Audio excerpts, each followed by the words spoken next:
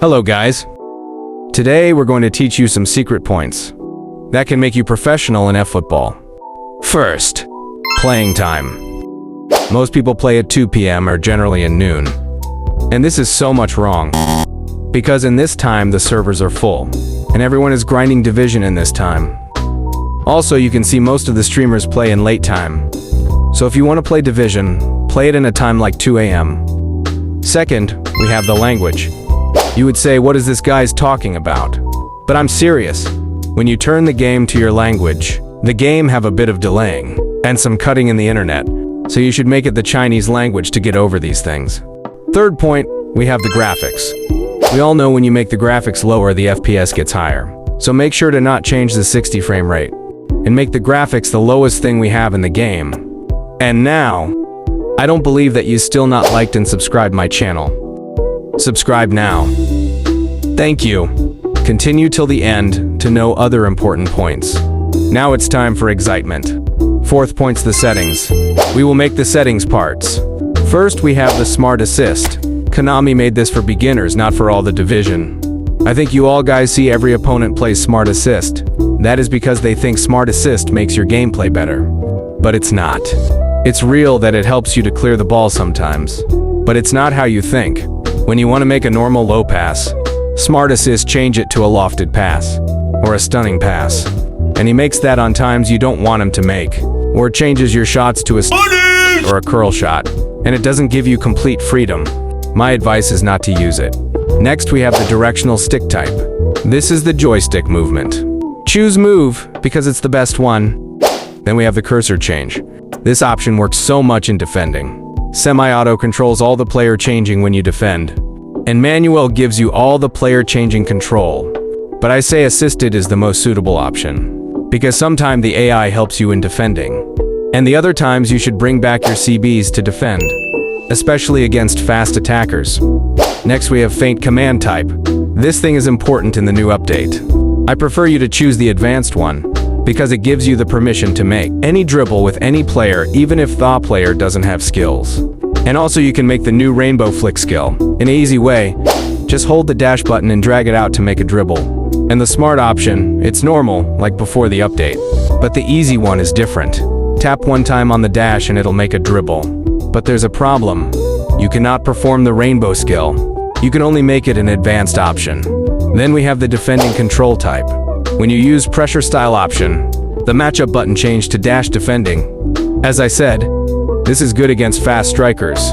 And after this new updates, Konami changed all the defense and made everything manual. And the matchup, it's not like a Football 2.5. Now you should master the manual defending. And if you master it, you'll stop unstoppable opponent chances. And you'll have two options to defend. Matchup for intercepting passes and blocking shots. And pressure for pressing the opponent and reaching fast attackers. Next point is the players. Most of the players think if you have a team, 3,300 rated, they'll be shocked. But for me, I don't care about the ratings. The player states are everything. And I don't care if it's epic or highlight or showtime card. Only the states talk. And also you can rely on custom training. Like me, I've trained most of my players at custom training. As you see, I think no one knows this player, but he's so much underrated. It's a rare player, as a 101 card. It's so crazy to have states like this. He has 96 awareness and 90 speed and 92 balance. And 96 acceleration with acceleration burst skill. 6th point, we have the playing style.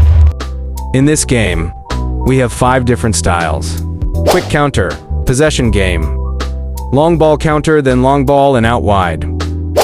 Playing styles are not just names. It affects player moves and defense line, and the offensive line, and how much players should pressure. And I'm going to tell you which style is meta now, and which one should you play. First, we have the long ball counter. In this version of eFootball, long ball counter, it's one of meta styles. Why? Because it is modest, organized and safe style defensively and offensively. And you can rely on it. If you're not good at defending, and know when to pass your through pass.